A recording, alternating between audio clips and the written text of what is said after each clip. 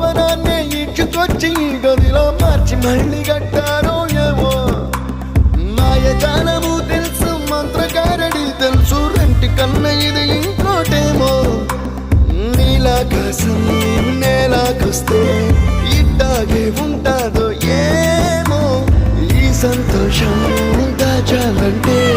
హృదయాలు ఓ 100 కావాలేమో ఇంతందంగా ఉంటుందా ఈ లోకం ఇన్నాళ్ళు ఈ మనసుకి తెలియాలేదే పాపం